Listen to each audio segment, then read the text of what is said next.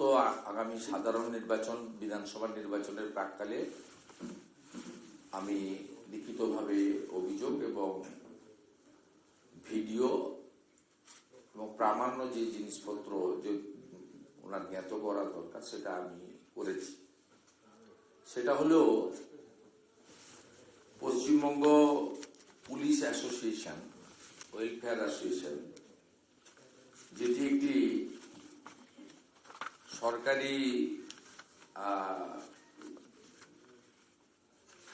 সরকারি কমিটি। কারণ আপনারা অতীতটা যদি আমি উল্লেখ করি, সেটা হলো যে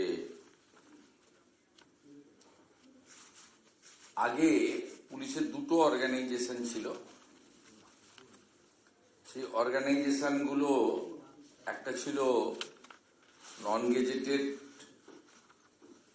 পুলিশ অর্গানাইজেশন, প্রো আগের লেফট ফ্রন্টের গভর্নমেন্টের সাপোর্টেড অর্গানাইজেশন, ডাইরেক্ট পলিটিক্যাল না হলেও পুলিশের কতগুলো সার্ভিস রুল রয়েছে, তারা কি কি কন্ডাক্ট করতে পারে, কি কি করতে পারে না, তাতে গাইডলাইন খুব ক্লিয়ার আছে। একটা ডিসিপ্লিন গভর্নমেন্ট অর্গানাইজেশন। আগে সিআরপিসি, আইপিসি দ্বারা তাদের কাজ করতে হতো, এখন বিএনএস এর মাধ্যমে তাদের ল এনফোর্সমেন্ট অথরিটি দ্বারা। আরেকটি ছিল non gazetted opposite Paschimbanga police association. Mamata Bandyopadhyay police কর্মচারীদের, আইপিএস ছাড়া অন্য আধিকারিকদের তাদের যে গণতান্ত্রিক রাইটস, তাদের যে বিভিন্ন সমস্যা, ফাইন্যান্সিয়াল প্রোটেকশন এবং তাদের বাড়ি ছেড়ে দূরে দূরে কাজ করতে হয়, ট্রান্সফারেবল জব, এক্ষেত্রে তারা কথা বলার অধিকার থেকে বঞ্চিত হয় এবং সরকার থেকে লিখিতভাবে পশ্চিমবঙ্গ পুলিশ ওয়েলফেয়ার অ্যাসোসিয়েশন বলে একটি অর্গানাইজেশন মমতা বন্দ্যোপাধ্যায় সরকার তৈরি করেন। এটি কোনো তৃণমূল কংগ্রেসের পার্টি অর্গানাইজেশন নয়, কারণ ডাইরেক্ট পলিটিক্স করা এদের পক্ষে পারমিসেবল নয়। এরা কমপ্লিটলি একটি সরকারি অর্গানাইজেশন। সরকার এদেরকে নানাভাবে সহযোগিতা করে এবং পুলিশ ওয়েলফেয়ার বোর্ডের মাধ্যমে এদেরকে পুলিশ কর্মচারীদের এবং তাদের পরিবারের কল্যাণের জন্য অনেক কাজ করার সুযোগ সেখানে তাদের দিয়েছে। কিন্তু তাদের এই সরকারি ব্যানার থেকে রাজনীতি করার বা রাজনৈতিক বক্তব্য রাখার কোনো সুযোগ নেই। কিন্তু আমরা গত কয়েকদিন আগে পশ্চিমবঙ্গ পুলিশ ওয়েলফেয়ার কমিটির উদ্যোগে মহিলা পুলিশ কর্মীদের দ্বিতীয় রাজ্য সম্মেলন সৈকতনগরী দীঘাতে দেখলাম। কিছু মহিলা পুলিশ কর্মীকে নিয়ে যাওয়া হয়েছিল জোর করে, কিন্তু কার্যত সব পুলিশই সেখানে ছিল এবং যে বিধানসভা নির্বাচনে বা যে কোনো নির্বাচনে পুলিশ ল অ্যান্ড অর্ডারের দায়িত্ব এবং কেন্দ্রীয় বাহিনীর সঙ্গে সহযোগিতা করে তাদের সম্পূর্ণ নির্বাচন পরিচালনা করার ক্ষেত্রে গুরুত্বপূর্ণ ভূমিকা থাকে। সেখানে তারা এই দীঘাতে মহিলা পুলিশ কর্মীদের পুলিশ ওয়েলফেয়ার অ্যাসোসিয়েশনের দ্বারা আয়োজিত দ্বিতীয় সম্মেলনে তাদের নিরপেক্ষতার যে চাদরটা বা তাদের যে আইনগতভাবে যেটা তারা করতে পারেন, যেটা তারা করতে পারেন না, সেটা তারা ওখানে সমুদ্রে বিসর্জন দিল। আমি এদের বিখ্যাত করতে চাই না, এরা একদম মমতা ব্যানার্জির ভৃত্য শ্রেণীর লোক। তবুও সাব ইন্সপেক্টর এবং ইন্সপেক্টর এবং একজন ডিসিপি তিনজনের বক্তৃতা আপনাদেরকে আমি শোনাচ্ছি। প্রথমে আমি জ্ঞানেশ কুমারজিকে পাঠানো আজকে সকাল 10টার সময় মেল চিঠিটা আপনাদের সামনে প্রথমে রাখছি স্ক্রিনে। আর বিজেপি মিডিয়া গ্রুপে আপনারা এটা পেয়ে যাবেন।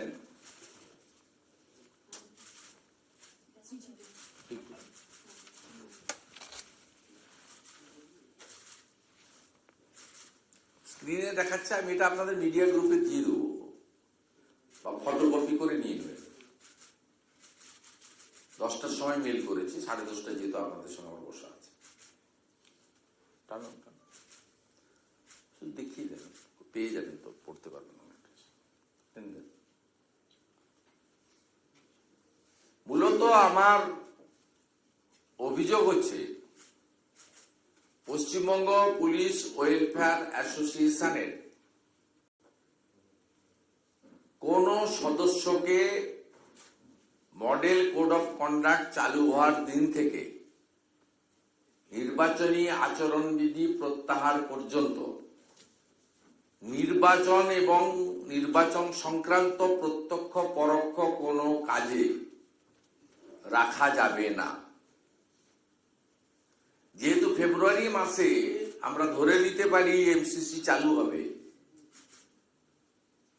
হঠাৎ করে না বলে 3 মাস আগেই ইলেকশন কমিশনকে আমি এই বিষয়ে জ্ঞাত করলাম, যাতে তারা বিকল্প ব্যবস্থা নিতে পারেন।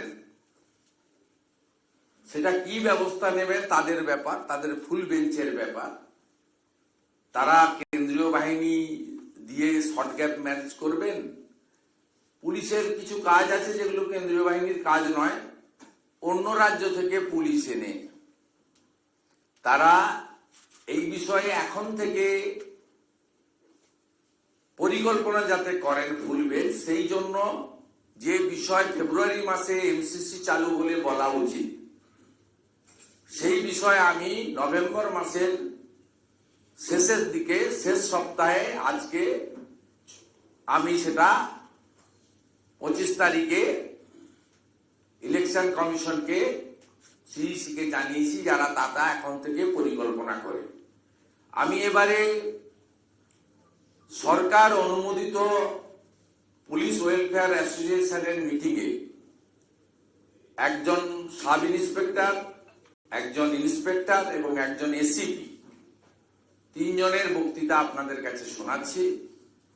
তারা শুধু পুলিশ মন্ত্রী, মুখ্যমন্ত্রীর প্রশংসা করেছেন তা নয়, তারা আগামী নির্বাচনে মমতা বন্দ্যোপাধ্যায়কে মুখ্যমন্ত্রী হিসেবে 4র্থবার এই বাংলায় দেখতে চান। এই বক্তব্য দেওয়ার মধ্য দিয়ে তাদের নিরপেক্ষতা, দায়বদ্ধতা এবং শৃঙ্খলা পরায়ণ একটি গভর্নমেন্ট অর্গানাইজ, তারা যে একটা প্রতিষ্ঠান, পুলিশ প্রতিষ্ঠান, তার সমস্ত মর্যাদা নষ্ট করে তারা একটা নজির সৃষ্টি করলেন ভারতবর্ষে, স্বাধীনোত্তর ভারতবর্ষে, যেটা কোথাও হয়নি। প্লিজ এবার একটু শুনুন।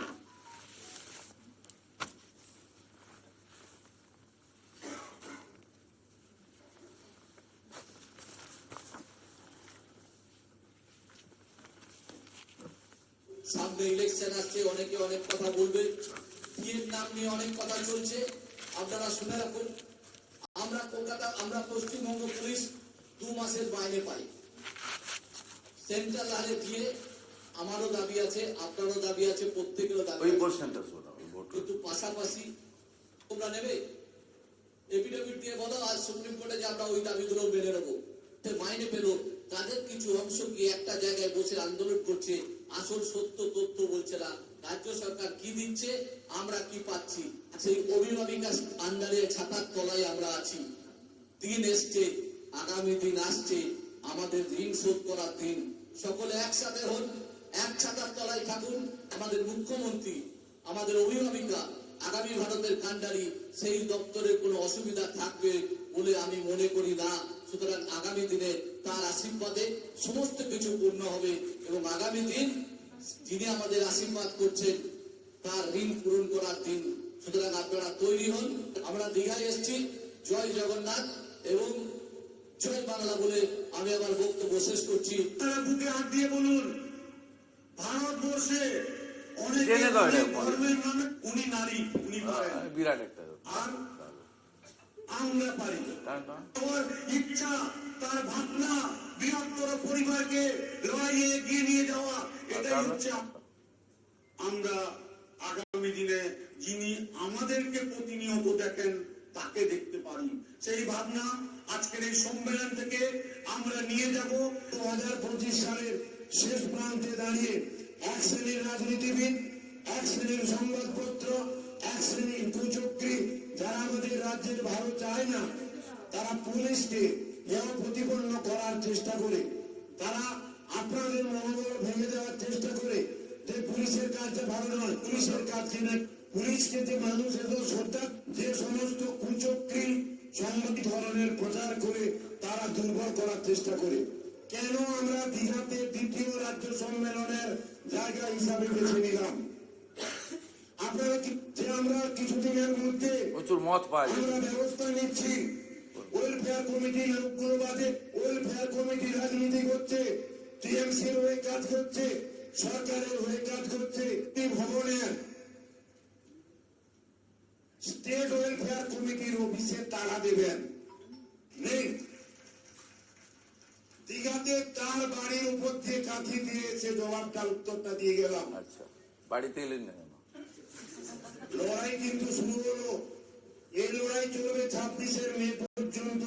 লড়াই যেদিনকে আমরা আবার নবান্নে মমতা বন্দ্যোপাধ্যায়কে চতুর্থবারের মতো মুখ্যমন্ত্রী, এই মালটার নাম হচ্ছে বিজিতেশ্বর রাউত। সেদিন আমাদের লড়াই কিন্তু এই যে মালটা হচ্ছে বিজিতেশ্বর রাউত, একে বিআইডি করে কনস্টেবল থেকে ইন্সপেক্টর করেছে।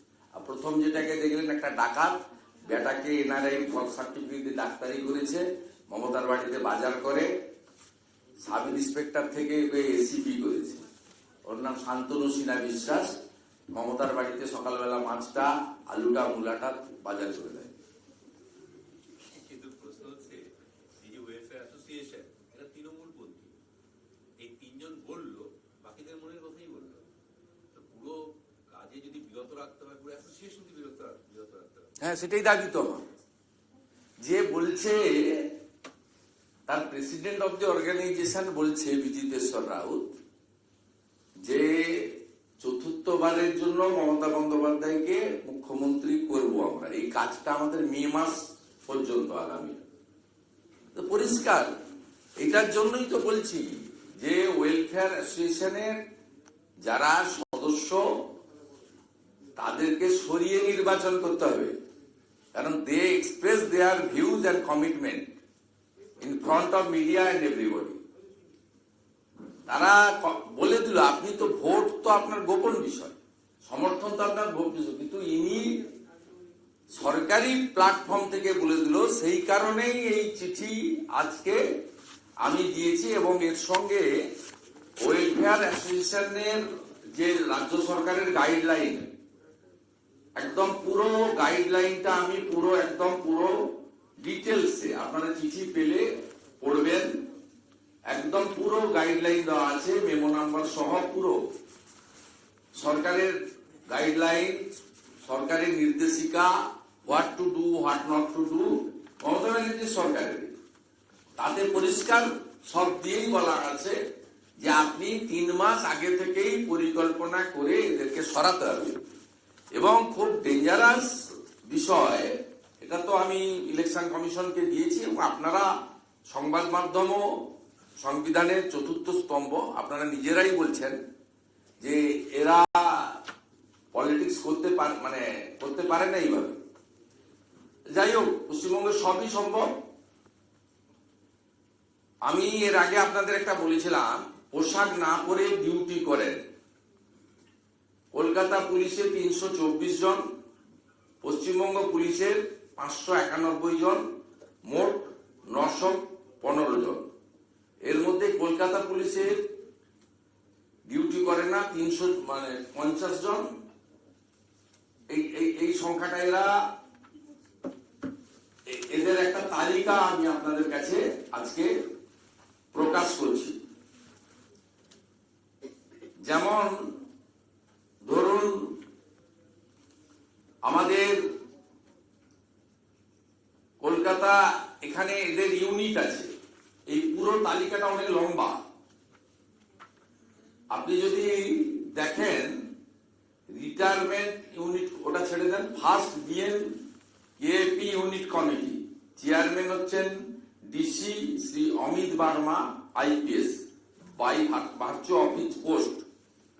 উনি ডেজিগনেশন অনুযায়ী, যেহেতু ওটা সরকারি কমিটি, দলের কমিটি নয়, এবারে convener ASI Arnab Ghosh, joint convener Amit Pal, joint convener Milal Kanti Panja, CC member Mohammad Abdul Hadi Sipai, CC member Ranjan Biswas, CC member Abhijit Mondal, CC member Mohammad Kamruzzaman Sheikh. এইরকম কলকাতা পুলিশে এবং রাজ্য পুলিশ মিলিয়ে 850, আপনার মোট 915 জন এরা আছে যারা ইউনিফর্ম পরে না। তাহলে আপনি বলুন, আজকে এই এদেরকে দিয়ে আপনি কাল থেকে যে অবস্থাটা সিও অফিসে করেছে, সেখানে এখনো লিফটের সামনে নন বিএলও যারা, তারা সেখানে বসে আছে। সেই তৃণমূলের যারা নেতা মইদুল, মনীষ, এখনো লিফটের সামনে বসে আছে। এবং মনোজ বার্মা আর ডিসি সেন্ট্রাল ইন্দিরা মুখার্জি তাদেরকে এতবার communicate chief election commission ECI office এবং সিও অফিস থেকে করার পরেও তাদের রিমুভ করা হয়নি। এবং গতকাল যখন মধ্যরাত্রে রটে গেছিল যে এরা ভিতরে গেছে টেম্পারিং করার জন্য রেকর্ড রুম, তখন সজল ঘোষ কাউন্সিলর, তমগ্ন ঘোষেদের নেতৃত্বে প্রচুর যুব সাধারণ মানুষ, বিজেপি কর্মী সেখানে জড়ো হয়। তাদেরকে কলকাতা পুলিশের বিরাট বাহিনী ওই অফিসের সামনে আটকায়। এই মুহূর্তেও আমি এখানে ঢোকার আগে খোঁজ নিলাম, লিফটের সামনে ওই 5-6 জন বসে আছে। অর্থাৎ Manoj Burma, Indira Mukherjee, Kolkata police, police welfare association, Mamata বন্দ্যোপাধ্যায়ের নেতৃত্বে পশ্চিমবঙ্গে কোনো সাংবিধানিক বডি, গণতন্ত্র, তার কোনো অস্তিত্ব নেই। এবং মমতা বন্দ্যোপাধ্যায় কালকে কিভাবে ফোন করে করে এখানকার নির্বাচন আধিকারিকদেরকে নিজে ধমকেছেন, তার তথ্য ডকুমেন্ট আমার কাছে আছে। নবান্ন থেকে বসে আপনি কাকে কাকে কিভাবে ফোন করে করে কিভাবে ধমকেছেন, সমস্ত তথ্য আমার কাছে আছে। এবং আপনাদেরকে এই উদাহরণ দেওয়ার মধ্য দিয়ে এই ছবি, ভিডিও এবং আইপিএস সৌম্যদীপ, একে এর আগে হাইকোর্ট থেকে স্ট্রিকচার দিয়েছে যে আপনি আইপিএস এর যে হ্যান্ডবুক রয়েছে, রুল 6 ভায়োলেশন করেছেন। বায়াস্ট অফিসার আইপিএস, এই ছেলেটা তার ক্যারিয়ার নষ্ট করলো। এর আসানসোলে বাড়ি, নিজের যোগ্যতায় আইপিএস হয়েছিল, সৌম্যদীপ দেখুন বসে আছে বেচারা, বুঝতে পারছে যে পরিণতি খুব খারাপ। এমসিসি যেদিন চালু হবে সেদিন থেকে পুলিশ ওয়েলফেয়ার অ্যাসোসিয়েশনের কোনো মেম্বারকে, কোনো পদাধিকারীকে নির্বাচন সংক্রান্ত কোনো কাজে এমসিসি পর্যন্ত থাকবে না। এবং গত লোকসভা ভোটে আপনারা পুলিশ সদস্যদের ভোট দিতে দেননি, পোস্টাল ব্যালট ইস্যু করেননি। আমার কাছে 30টা মোবাইল ফোনের স্ক্রিনশট রয়েছে, যেখানে মোবাইল ফোনের স্ক্রিনশট তুলে পাঠাতে হয়েছে পুলিশ ওয়েলফেয়ার অ্যাসোসিয়েশনে, ঘাসের উপর জোড়া ফুলে টিক মেরে। এবং নাম দেওয়া হয়েছিল এই পুরো পুলিশের ভোট লুটটাকে টেম্পারেচার কোড নেমে লুট করা হয়েছে ভোট। পুলিশ কনস্টেবলদের 80% পুলিশ সদস্যা এই সরকারের পতন চায়, কিন্তু জোর করে এই লোকগুলো, কেউ কনস্টেবল থেকে ইন্সপেক্টর হয়েছে, এই বিজিতেশ্বর প্রচুর জায়গা কিনেছে, মেয়ের চাকরি নিয়েছে, আমাদের যা সব তথ্য আছে। পরিণতি খুব খারাপ। কাঁথির উপর দিয়ে গেছেন, বিরাট কিছু করে দিয়েছেন। কাঁথির উপর দিয়েই তো দীঘায় যেতে হবে, অন্য তো রাস্তা নেই, বিকল্প রাস্তা। একটা রাস্তা আছে, বাংলাদেশ দিয়ে আসা যেতে পারে।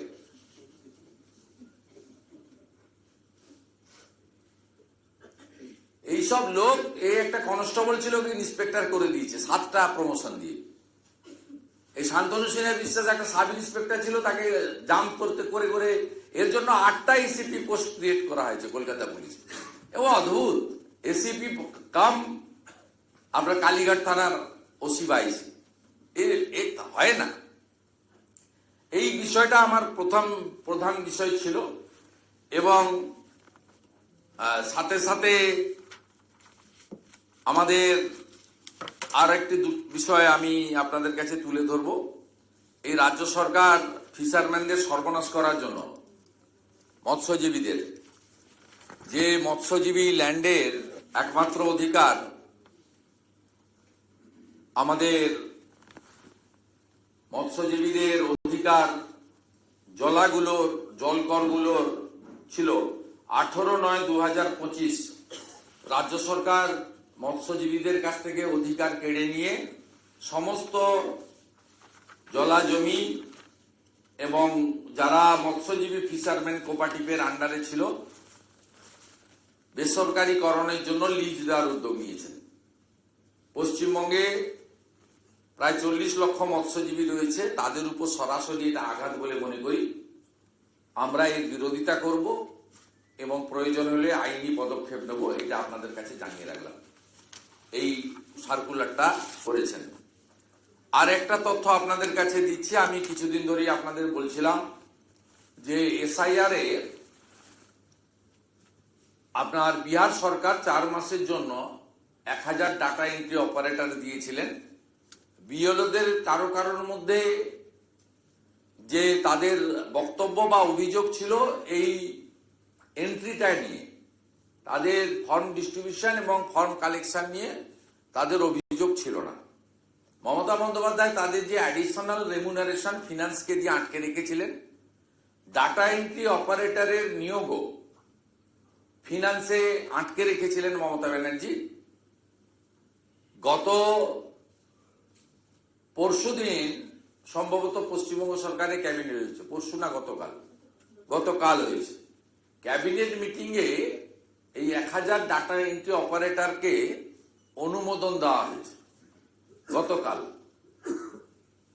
আমার বন্ধুরা আছে তো ওখানে, উনি মিটিং শেষ করার আগেই খবর পাই। তা সেখানে তিনি WTL কে দিয়ে আইপ্যাকের লোকেদেরকে নিয়োগ করবেন। মিটিং এর পরে তিনি পূর্ণেন্দু মাঝি, যিনি পূর্ব মেদিনীপুরের ডিএম ছিলেন, তাকে এখন WTL এর সিও বানিয়েছেন। এবং আমার কাছে পুরো স্পেসিফিক তথ্য আছে। CM wants that recruitment shall be done by Waybill Technology Limited WTL, which is under per department. CM herself is the minister. She wanted to recruit IPAC team by WTL so that they can manage the manipulation of fake voter. আমি পূর্ণেন্দু মাঝিকে সতর্ক করছি, আপনি যদি transparency রেখে 100 point roaster না মেনে করেন, আপনাকে লিগ্যাল ব্যাটেলের সামনে কনসিকুয়েন্স ফেস করতে হবে।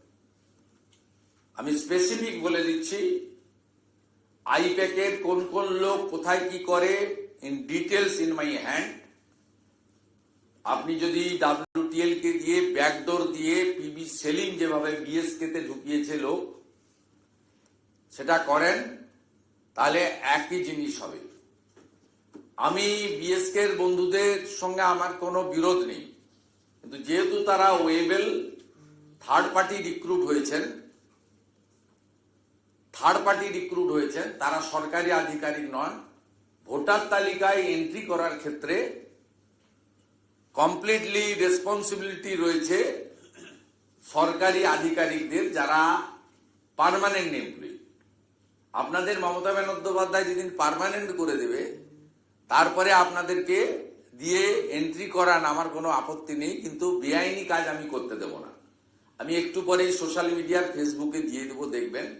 উত্তর 24 পরগনায় বিএসকে এর একজন কর্মকর্তা, তিনি সরাসরি বিএসকে গ্রুপে আমাকে খুন করার এবং কেটে কেটে কুচি কুচি করার হুমকি দিয়েছেন। আমি ফেসবুকে দিয়ে দিচ্ছি, আপনারা আমার ফেসবুক দেখবেন। এক্সে দেওয়ার মতো অত দরের লোক নয় ও, ফেসবুকে দিয়ে দিচ্ছি, আপনারা দেখে নেবেন স্ক্রিনশট সহ। আমার দুটো কর্মসূচি রয়েছে বর্ধমান জেলা বিজেপি কার্যালয়ে। আমাদের একজন কর্মী বর্ধমানের কর্মসূচির দিন আসতে গেছিল, অসুস্থ হয়ে মারা যায়, তার পরিবারের সঙ্গে মিট আছে। সাঁইথিয়াতে পরিবর্তন সংকল্প সভা র্যালি রয়েছে, খুব বড় র্যালি। আমি প্রত্যেক দিনই করি কোথাও না কোথাও দল থেকে। ইতিমধ্যে আমার 4-5টি বড় র্যালি হয়েছে, আজকে আছে সাঁইথিয়াতে 4 PM। আমি চলে যাবো, অসুবিধা নেই। আর আপনাদের যদি কিছু প্রশ্ন থাকে, একজন। প্রথম প্রশ্ন হচ্ছে যে এই যে সৌম্যদীপ বাবুর কথা বললেন, আইপিএস অফিসার, তো আইপিএস অফিসারদের সার্ভিস কোডেই আছে যে ট্রেড ইউনিয়ন করা যায় না, ওরা আইপিএস অ্যাসোসিয়েশন করতে পারে, কিন্তু সার্ভিস কোডেই বিষয়টা আটকে যেতে পারে। 1, 2, আপনার বিধানসভা কেন্দ্রে তৃণমূল কংগ্রেস প্রচার করছে যে আমরা কিন্তু টের পেয়ে যাবো কারা কারা এবার বিজেপিকে ভোট দিল, যারা দেবে তাদের লক্ষ্মীর ভান্ডার বন্ধ হয়ে যাবে। পঞ্চায়েতের সদস্য তিনি ফেসবুকেও পোস্ট করে দিয়েছেন, বিজেপিকে ভোট দেওয়া মানে সরকারি প্রকল্প থেকে তোমাকে বঞ্চিত করা হবে। তো সাহস নেই, করে দেখতে বলবেন। ওর বাপের টাকা নাকি এটা? সরকারের টাকা, ধার নেওয়া টাকা, তো ছেড়ে দেন। আমার এলাকার লোক জানে আমাকে, মানে আমাকে ওরা ওদের অভিভাবক, বন্ধু, আত্মীয় মনে করে। অতএব আমি ওটা বুঝে নেব, যা খুশি করতে দিই। সৌম্যদীপ তো বায়াস্ট। এর আগে কোপাটিপের ইলেকশন সব বন্ধ করে দিয়েছিল, হাইকোর্ট হয়েছিল। হাইকোর্ট পরিষ্কারভাবে বলে দিয়েছে যে হ্যান্ডবুকে যে রুল 6 রয়েছে সেন্ট্রাল ক্যাডারের ক্ষেত্রে আইপিএস, আপনি ভায়োলেট করেছেন, আপনি বায়াস্ট। উনি পার্সোনাল অ্যাপিয়ারেন্স পর্যন্ত হওয়ার মতো অবস্থা হয়েছিল। ন্যাচারালি সৌম্যদীপদের কোনো নির্বাচন ঘোষণার সাথে সাথে সম্পূর্ণভাবে ডিউটি তো দেওয়া যাবে না, এবং পশ্চিমবঙ্গের বাইরে নিয়ে যেতে হবে। শান্তনু সিনহা বিশ্বাসকে এর আগের নির্বাচনে কোচবিহারে পাঠিয়ে দিয়েছিল, মানে যেহেতু কলকাতা থেকে প্রভাবিত করছিল, এদেরকে পশ্চিমবঙ্গের বাইরে কোনো পার্শ্ববর্তী রাজ্যে সেই সময় নির্বাচনের কাজে পাঠাতে হবে। তামিলনাড়ুতে ভোট হবে, কেরালায় ভোট হবে, আসামে ভোট হবে, অন্য কোথাও পাঠাতে হবে। এখানে পশ্চিমবঙ্গে রাখা যাবে না। এবং এটা পুলিশ ওয়েলফেয়ার অ্যাসোসিয়েশনকে সম্পূর্ণভাবে এই যা কাণ্ড করে দিয়েছে অন রেকর্ড। এটা তো আপনি ভাবছেন যে আমি জ্ঞানেশ কুমারজিকে দিয়ে বসে থাকবো, জ্ঞানেশ কুমারজি কি করবেন তার উপরে? না, জ্ঞানেশ কুমারজি বা ইলেকশন কমিশন না করলে কোথায় যেতে হয় আমি কাগজ তৈরি করছি, আমি করাবো অর্ডার। পারেন না? এই দেশে এখনো সংবিধান জিন্দা হয়, এই দেশে এখনো কনস্টিটিউশন হচ্ছে লাস্ট কথা। সেটাকে কি করে অঙ্কুশ লাগাতে হয় মুকুল রায়ের ক্ষেত্রে প্রমাণ হয়েছে, কিছুদিনের মধ্যে আবার প্রমাণ হবে। এবং কোর্ট কন্টেম্প্ট হয়েছে, মমতা ব্যানার্জিকে সিকিউরিটি নিয়ে অ্যালাউ করেছিল। জাস্টিস অমৃতা সিনহার কোর্টে মিথ্যা কথা বলেছিল সরকার এবং স্পিকার, যে কোনো লোকেরই সিকিউরিটি আমরা ভিতরে দেব, কেউ আসবে না। মুখ্যমন্ত্রী এমএলএ তো আউট অফ 294, তার জন্য আলাদা কোনো ব্যাপার নেই। হাউস ফর এমএলএ, সবার সিট দেখবেন একই রকম, বসার জায়গা আগে পরে স্পিকার করতে পারেন। ওখানে আলাদা স্পিকার ছাড়া আর কারোর সিট কিন্তু আলাদা থাকে না। তো সেটাও আমি কোর্ট কন্টেন্ট করেছি। আপনারা ভাবছেন আমি বলে দিয়ে ছেড়ে দিইনি। আমি 4 বছর লেগে থেকে মুকুল রায়ের ক্ষেত্রে দেখিয়ে দিয়েছি যে আর্টিকেল 10 শিডিউল তাকে কার্যকর করা যায়। সেন্ট্রাল ফোর্স আর স্টেট সিকিউরিটি ফোর্স বোথ আর ইকুয়াল, সেটাও আমি আইনের চোখে প্রমাণ করে দিয়েছি। আরো একটা কিছু দিনের মধ্যে আপনি দেখতে পাবেন, এই বছর পেরোবে না, আমি করে দেখাবো। এটাও দেখবেন, ওয়েলফেয়ারের কোন লোককে নির্বাচনে ত্রিসীমানায় আমি আসতে দেব না। যদি ইলেকশন কমিশন ভালো করে ভালো, নইলে সুপ্রিম কোর্ট পর্যন্ত খোলা আছে। যাকে নিয়ে লড়াই করার দরকার, যত দামি এমিনেন্ট ব্যারিস্টার সিনিয়র লয়ারকে নিয়ে করা দরকার করব। আমি ডকুমেন্ট তৈরি করছি। শুভেন্দুদা, আজকে মমতা বন্দ্যোপাধ্যায় যাচ্ছেন বনগাঁতে, মতুয়াগড়ে তিনি হাঁটবেন। অনশন মঞ্চ হয়েছে, একাধিকবার তিনি বলেছেন মতুয়ারা তার পক্ষে আছে, পক্ষে রয়েছে। মমতা বন্দ্যোপাধ্যায়কে এতটা কি কনফিডেন্সের অভাব মনে হচ্ছে যে তিনি তাকে হাঁটতে যেতে হচ্ছে? না না, গুলাতে চাইছে, গুলাতে চাইছে। মুসলিম ভোট তো সরে যাচ্ছে। এই দক্ষিণবঙ্গের এই জোনে মুসলিমদের একটা বড় অংশের ভোট নওশাদ সিদ্দিকীর দিকে যাচ্ছে। আর ইসলামপুর থেকে মুর্শিদাবাদ পর্যন্ত ঝাড়খণ্ড বিহার বর্ডার এলাকার মুসলিম ভোট সীমাঞ্চলে এমআইএম এর দিকে যাচ্ছে। আর শিক্ষিত মুসলিম লোকজন, টিচার, প্রফেসর, ডাক্তার, তারা নরেন্দ্র মোদীজির দিকে যাচ্ছেন। সব মিলিয়ে আমি তো কালকে দক্ষিণ 24 পরগনার মন্দির বাজারে এত বড় সভাতে বলে এসেছি। হঠাৎ করে ডায়মন্ড হারবারে নেমেছিলাম আহত কর্মীদের দেখতে। 3 মিনিটের মধ্যে ওখানে 1000 লোক জড়ো হয়েছিল। অনেকগুলো চ্যানেলের প্রতিনিধি ছিলেন, দেখেছেন উচ্ছ্বাসটা মানুষের।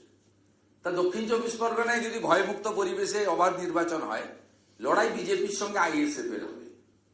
এই মমতা বন্দ্যোপাধ্যায় বনগাঁতে যাচ্ছেন জলটা ঘোলা করার জন্য। কোনো লাভ হবে না। 1907-8 সালে ঠাকুর হরিচাঁদ ঠাকুর, গুরুচাঁদ ঠাকুর মতুয়া সমাজ সৃষ্টি করেছিলেন, যখন অবিভক্ত ভারতবর্ষে, অখণ্ড ভারতে, আজকে যা পাকিস্তান বা বাংলাদেশ, গরিব মানুষদেরকে, দলিত মানুষদেরকে চাপ দিয়ে ধর্ম পরিবর্তন করার কথা বলা হয়েছিল, যে ইসলাম ধর্ম তোমাদের নিতে হবে, নইলে তোমাদেরকে আমরা মেরে ফেলবো, কেটে ফেলবো, বাস্তুচ্যুত করব। সেই সময় প্রভুর উদয় হয়, ঠাকুর হরিচাঁদ ঠাকুর, গুরুচাঁদ ঠাকুর। 1907 এবং 8 ইতিহাসটা পড়বেন। তারা মতুয়া সমাজ সৃষ্টি করেন এবং ঠাকুর এই সমাজ সৃষ্টি করার পরে তার মূল লক্ষ্য ছিল শিক্ষাদানের মাধ্যমে প্রত্যেককে পরিপূর্ণ মানুষ হিসেবে তৈরি করা। তিনি একাধিক বিদ্যালয় স্থাপন করেছিলেন সেই সময়। এবং 1945 সাল থেকে পি.আর. ঠাকুরের নেতৃত্বে নাগরিকত্বের দাবি নিয়ে লড়াই শুরু হয় ভারতবর্ষে। এবং স্বাধীনতার পরে এই লড়াই আরো তীব্র হয়। নরেন্দ্র মোদীজি একমাত্র ব্যক্তি যিনি 2019 সালে লোকসভা নির্বাচনে ঠাকুরনগরে শান্তনু ঠাকুরের সভাতে গিয়ে বলেছিলেন যে আমি যদি এবারে ক্ষমতায় আসি, আমি মতুয়াদেরকে বাংলাদেশ থেকে আসা ধর্মীয় কারণে উৎপীড়িত হিন্দুদের, শরণার্থীদের সহ নাগরিকের মর্যাদা দেব। তিনি তার কথা রেখেছিলেন 19 সালে। 20 সালে, 21 সালে করোনা ইত্যাদি কারণে রুল কার্যকর হয়নি। 2024 সালের 6 মার্চ হোম ডিপার্টমেন্ট থেকে রুল কার্যকর করে দেওয়া হয় এবং সিএএ কার্যকর হয়, ওরা নাগরিকত্ব পায়। এবং 2024 সালে 5ই আগস্টের পরে বাংলাদেশে যখন মৌলবাদীদের হাতে চলে যায়, জামাত এবং হেফাজতদের হাতে যখন চলে যায় বাংলাদেশ, মৌলবাদী শক্তির হাতে, প্রচুর হিন্দু লোকজনকে ঘর ছাড়া হতে হয় ধর্মীয় কারণে এবং আওয়ামী লীগ করার কারণে। তারা পশ্চিমবঙ্গে এসে আশ্রয় গ্রহণ করে। ভারতবর্ষের কোন রাজ্যের পুলিশ করেনি। মমতার পুলিশ টপাটপ হিন্দুদের ধরতে শুরু করে। এমনকি একজন 85 বছরের বৃদ্ধাকে রায়গঞ্জের জেলে 2 বছরের কনভিকশন দেওয়া হয়, মাকে, একজন বৃদ্ধা দাদু দিদিমাকে। এইটা দেখে নরেন্দ্র মোদীজির সরকার 31/12/2024 পর্যন্ত বাংলাদেশ থেকে আসা সমস্ত হিন্দুদেরকে ভারতবর্ষের কোনো পুলিশ ডিটেন করতে পারবে না, মামলা দিতে পারবে না, গ্রেফতার করতে পারবে না, ডিপোর্ট করতে পারবে না। হিন্দুদেরকে এই নির্দেশিকা জারি করেন, তারপরে এ কাণ্ড বন্ধ হয়। এখনো মমতার জেলে প্রচুর মতুয়া এবং হিন্দু আছে। রানাঘাটে গেলে পাবেন, কৃষ্ণনগরে গেলে পাবেন, রায়গঞ্জে গেলে পাবেন। তাই এসব মতুয়ারা জানেন, বাংলাদেশ থেকে এক কাপড়ে চলে আসা নমশূদ্র হিন্দুরা জানেন যে তাদের রক্ষাকর্তা ছাতার মতো, বটবৃক্ষের মতো নরেন্দ্র মোদী। এবং ঠাকুর গুরুচাঁদ ঠাকুরের ওড়াকান্দি জন্মস্থানে স্বাধীনতার পরে একজনই প্রধানমন্ত্রী গেছেন প্রণাম করতে, তার নাম হচ্ছে নরেন্দ্র দামোদর দাস মোদী। এবং মমতা ব্যানার্জি মালদার গাজলে দাঁড়িয়ে গুরুচাঁদ ঠাকুরের নামকে বক্রোক্তি করে অত্যন্ত খারাপ ভাষায় কথা বলেছিলেন। তারপরে আজ পর্যন্ত ক্ষমা চাননি। আগে ক্ষমা চান আজ বিকালে গিয়ে। যে প্রভু ঠাকুর গুরুচাঁদ ঠাকুরকে গরুচাঁদ ঠাকুর বলা আমার অন্যায় হয়েছে, আমি গলায় গামছা দিয়ে ক্ষমা চাইতে এসেছি। এক, আমি সিএ এর বিরোধিতা করে অন্যায় করেছিলাম, দ্বিতীয় ক্ষমাটা চান ওখানে। কারণ আপনি বলেছিলেন নো সিএ। আপনি মুসলিমদেরকে ভুল বুঝিয়ে মাঠে নামিয়েছিলেন, সিএ মানে এনআরসি, দ্বিতীয় ক্ষমাটা এটা চান। আপনি বলেছিলেন এরা বেঈমান, মা বীণাপানি দেবীকে চিকিৎসা আমি করিয়েছি, সরকার করে থাকতে পারে। আপনি কে? আপনি এই কথা বলার মধ্য দিয়ে মা বীণাপানি দেবীকে অপমান করে ঠাকুরবাড়িকে অপমান করেছেন। এই তৃতীয় ক্ষমাটাও আজকে বিকালে চাইবেন। মতুয়া এবং বাংলাদেশ থেকে ধর্মীয় কারণে উৎপীড়িত হয়ে আসা কয়েক কোটি হিন্দু, তারা নরেন্দ্র মোদী ছাড়া, বিজেপি ছাড়া কাউকে চেনে না। গত লোকসভা নির্বাচনেও রানাঘাট, কৃষ্ণনগর, বনগাঁ সহ, রায়গঞ্জ সহ, বালুরঘাট, মালদা সহ, জলপাইগুড়ি সহ যেখানে যেখানে মতুয়ারা আছে বুথগুলো খুলে দেখে নেবেন। 100টা ভোট পড়লে 90টা ভোট পড়ে বিজেপির পক্ষে। সেই কারণে কৃষ্ণনগরের সাংসদ, আপনার দলের সাংসদ মহুয়া মৈত্র কি ভাষা প্রয়োগ করেছিলেন কয়েক মাস আগে? বলেছিলেন যে তোমরা কাঠের মালা, ওটা কাঠের মালা নয় মমতা ব্যানার্জি, ওটা আচার মালা, কাঠের মালা পরে তোমরা আমাদের মিটিং এ আসো লক্ষ্মীর ভান্ডার চাইতে, ভাতা চাইতে, আর 100টার মধ্যে 85টা ভোট তোমরা বিজেপিকে দাও। এই ভাষায় অপমান করেছিলেন। আমি আশা করব আপনি মহুয়াকে সঙ্গে রাখবেন আজকে এবং বক্তৃতার শুরুতে আচার মালাকে কাঠের মালা বলার জন্য হাত জোড় করে মহুয়াকে দিয়ে বনগাঁতে ক্ষমা চাইয়ে নেবেন। বন্ধুরা, আরেকটা বিষয়, ভবানীপুর নিয়ে একাধিকবার বলেছেন এবং আপনি বলেছেন যে ভবানীপুর আপনারা জিতবেন। তৃণমূল নেত্রী অভিষেক বন্দ্যোপাধ্যায় দফায় দফায় সেখানে বৈঠক করার সিদ্ধান্ত এবং নির্দেশ দিয়েছেন। না, ভাইপো করছে কিনা জানি না, পিসি বিহার ভোটের দিন থেকে উদ্বেগ। আমাদের মমতা ব্যানার্জির বাড়ির উল্টো দিকে একটা বাড়ি তৈরি করেছেন উনি। সেই বাড়িতে একটা ওয়ার রুমও করেছে ভবানীপুরে।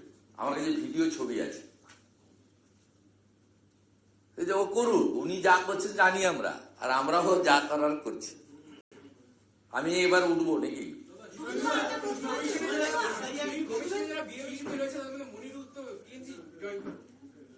মইদুল না, মইদুল বিখ্যাত করছো কেন? টিএমসি জয়েন করলো, করোনা আগে দিয়ে গেছে। প্যারা টিচারদেরকে রাস্তায় নামিয়ে তাদের কাছে চাঁদা ফাঁদা তুলে, ওই একটা ঘরে ছিল, পুলিশ এসেছে বাঁচান, আমাকে বাঁচান বলছিল না, আপনার টিভিতে লাইভ করছিলেন বেলেঘাটা। জ্ঞানেশ কুমারকে মুখ্যমন্ত্রী চিঠি দিয়েছেন যে কোনো বেসরকারি আবাসনে ভোট কেন্দ্র তৈরি করা যাবে না, সেটা আইন বিরুদ্ধ। কি বলবেন? জ্ঞানেশ কুমারকে মুখ্যমন্ত্রী চিঠি, ওই চিঠিটা ডাস্টবিনে ফেলে দিতে হবে। 300-র বেশি ভোটার যেখানে আছে আবাসনে ভোট কেন্দ্র হবে। এটা আইন আছে, ইলেকশন কমিশন করেছে, ইলেকশন কমিশন করতে বাধ্য। এত ভয় পাচ্ছেন কেন? আবাসনের লোকদেরকে তালা লাগিয়ে রাখেন না? লোকসভা নির্বাচনে বালিতে তালা লাগিয়ে রেখেছিলেন, 4 ঘন্টা লড়াই করে সিআরপি পাঠিয়ে তালা ভেঙে বের করতে হয়েছে। গত লোকসভা নির্বাচনে ভোট দিয়েছিল বলে বেলেঘাটা মানিকতলায় আবাসনের নিচে আপনি নোংরার গার্বেজের গাড়ি ফেলে রেখেছিলেন। ভবানীপুর বিধানসভার উপনির্বাচনে শান্তনু সিনহা বিশ্বাসকে দিয়ে সব আবাসনের লোককে বেরোতে দেননি, কোনো আবাসনের লোক ভোট দিতে দেয়নি। ভয় পাচ্ছেন না আপনার চুরি, দুর্নীতি এবং আপনার এই কৌশলগুলো ধরে ফেলেছে বলে ইলেকশন কমিশন?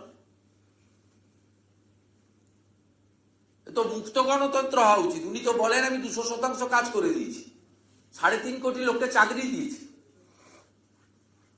উনি 11 কোটি লোককে, মানে জনসংখ্যার বেশি লোককে রেশন দিচ্ছেন বলেন, 9 কোটি লোককে ভাতা দিচ্ছেন বলেন।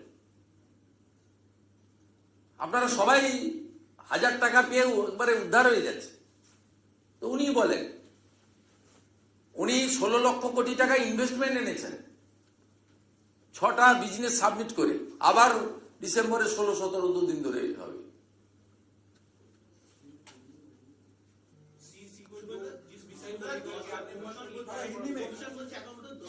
হ্যাঁ, এইটা ইম্পর্টেন্ট। আমি চাইছিলাম কেউ করুন। আমাদের রাজ্যে, প্লিজ নোট, আমাদের রাজ্যে টোটাল ভোটার হচ্ছে 7,66,00,000। ফর্ম ডিস্ট্রিবিউটেড হয়েছে 5,20,00,000। প্রাথমিকভাবে ফেক, মৃত ইত্যাদি ভোটার চিহ্নিত হয়ে ফর্ম ফিরে আসেনি 13 লক্ষ, ম্যাচ করেনি 22 লক্ষ। কে বা কারা রটিয়ে দিলেন মাত্র 10 লক্ষ বাদ গেছে। কে? নাম লিখে রাখুন। আমি না 95 সাল থেকে ভোটে লড়ছি। 1 কোটির উপরে যাবে, নিচে নামবে না। যদিও 100% এসআইআর এখানে হবে না, তারপরেও 1 কোটির উপরে যাবে। আর যদি 100% হতো সংখ্যাটা আরো একটু বাড়ত। কেন 100%? হবে না, কারণ ইলেকশন কমিশন বিহার সরকারের সাহায্য পেয়েছে। পশ্চিমবঙ্গ ছাড়া বাকি 11টা রাজ্যে ইনক্লুডিং তামিলনাড়ু সেখানকার সরকারের সাহায্য পাচ্ছে। এখানে সরকার বিরোধ করছে, মুখ্যমন্ত্রী মিছিল করছেন, মুখ্যমন্ত্রী ধমকাচ্ছেন, মুখ্যমন্ত্রী তার চাকর বাকরদের পাঠিয়ে ইলেকশন কমিশনের অফিসারদের রাত্রি 1টা পর্যন্ত কালকে অত্যাচার করেছেন। এখনো লিফটের সামনে বসে আছেন, তাদেরকে টেনে হিঁচড়ে কলকাতা পুলিশ বের করছে না। আমাদের কথা তো ছেড়ে দেন, বেশ কয়েকবার আমরা মার খেয়েছি, অভয়ার মা মার খেয়েছে বিচার চাইতে গিয়ে। চাকরি প্রার্থীদের উপরে যে ধরনের বর্বর হামলা করেন আপনারা, মেট্রো স্টেশনের ভিতরে ঢুকে গিয়ে, শিয়ালদা রেল স্টেশনের ভিতরে ঢুকে গিয়ে, হাজরা মোড়ে কালীঘাটের দিকে কারো যাওয়ার উপায় নেই, গাড়ি থেকে নামার আগে ঠেলে ঠুলে ভিতরে তুলে দেন। আর আজকে ইলেকশন কমিশনার অফিসের ভিতরে 7টা লোককে বসিয়ে রেখেছেন যারা বিএলও নয়, আপনার পার্টির ক্যাডার। ইলেকশন কমিশনকে সাহায্য করছেন না, এরপরেও বলছেন কেন নয়। আরো উদাহরণ দিতে হবে। আমরা এখান থেকে গিয়ে ওখান থেকে লাইভ করুন। যদি প্রকৃতপক্ষে সংবাদ মাধ্যম সংবিধানের 4র্থ স্তম্ভ হয়, ওইখান থেকে লাইভ করে বলুন সংবিধান আক্রান্ত। Election commission free and fair vote conduct করতে চাইছে। SIR not new, this is 9th time SIR happen in West Bengal. অতএব এই জায়গা থেকে আপনি বলছেন কেন, ব্যাখ্যা দিতে হবে। যে মুখ্যমন্ত্রী এসআইআর কে এনআরসি বলে, এই মুখ্যমন্ত্রী তো এসআইআর এর পরে 2004 সালের লোকসভা নির্বাচনে 98,000 ভোটে দক্ষিণ কলকাতা থেকে সবেদন নীলমণি একটা সিট পেয়েছিল তৃণমূল, 42-এর মধ্যে উনি জিতেছিলেন। তখন এসআইআর ভালো ছিল, এখন এসআইআর খারাপ হয়ে গেছে। হাউসিং এ বুথ করা যাবে না যাতে হাউসিং এর লোকদের বেরোতে না দিতে পারি, সব ধরা পড়ে গেছে। আর এতদিন পার পেয়ে এসছে সিপিএম কংগ্রেস ছিল বলে। বিজেপি আছে, প্রত্যেকটা ইঞ্চিতে ইঞ্চিতে যা করার আমরা করছি এবং করব। প্লিজ না, আমি বলে দিয়েছি 5 কোটি 20 উপরে এরা বলছে, 7 কোটি 66 কোথায় গেল? এরা তো হিয়ারিং এর নোটিশ পাবে। অরুণ প্রসাদ মুখ্য সচিবকে বলেছে সিও 2 কোটি লোককে হিয়ারিং এ ডাকতে চায়। ওই যে আচ্ছা, আমার তো সব খবর আছে, অরুণ প্রসাদের সঙ্গেও লোক আছে, মনোজ পন্থের সঙ্গেও লোক আছে। আর একই কথা হয়ে যাবে বলে অরূপ বিশ্বাস, চন্দ্রিমা ভট্টাচার্য সহ যারা গেছিল তারা বলেছে 1,90,00,000 লোককে আপনি ডাকতে চাইছেন, মানে একটু কমিয়ে বাড়িয়ে। সব খবর আছে ভাই, 7,66,00,000 উপরে কথা বলো, ঠিক আছে বলুন হিন্দি में बोल यार। नहीं भाई, बहुत दूर जेते হবে, 200 किलोमीटर। नो इलेक्शन कमिश्नर ज्ञानेश कुमार जी को पत्र लिखा है, उसमें दिखाया जा रहा है जैसे कि हमने देखा कि वहाँ जो police, West Bengal police, Kolkata police जिस हिसाब से पॉलिटिकल पार्टी के पुष्टि एसी कौन क्या कहेंगे दादा जिस विषय को लेकर के आपने चीफ इलेक्शन कमिश्नर को पत्र लिखा? अरे भाई साहब, आप देख लीजिए, पश्चिम बंगाल पुलिस का जो सरकारी गवर्नमेंट ऑर्गेनाइजेशन है, पुलिस वेलफेयर एसोसिएशन, उन्होंने लेडी पुलिस का एक कॉन्फ्रेंस किया। यहाँ एक टूरिस्ट स्पॉट है दीघा में, वहां सीधा सीधा जो पुलिस वेलफेयर एसोसिएशन है वो कोई नॉन पॉलिटिकल कोई पॉलिटिकल ऑर्गेनाइजेशन नहीं है, कोई एनजीओ नहीं है, वो सीधा सीधा वेस्ट बंगाल गवर्नमेंट का recognise, registered, funded, affiliated organisation है। पुलिस का एक ऑर्गेनाइजेशन अपने और अपने फैमिली वेलफेयर के लिए, रिटायर्ड पुलिस का वेलफेयर के लिए। यहाँ वो लोग बता रहा है पुलिस का जो वेलफेयर एसोसिएशन का जो फंक्शनरीज, ये हम लोग का काम मई 26 तक चलेगा। ममता बनर्जी को चौथी बार चीफ मिनिस्टर बनाने के लिए हम लोग काम करेगी। ये सीधा सीधा अपने जो पॉलिटिकल एजेंडा है वो कमिटमेंट वो लोग in front of media, in front of public, in front of public domain सीधा बता रहा है। इसका बाद पुलिस वेलफेयर एसोसिएशन का एम्प्लॉय को आप चुनाव में लगा सकता है, ये सब नो।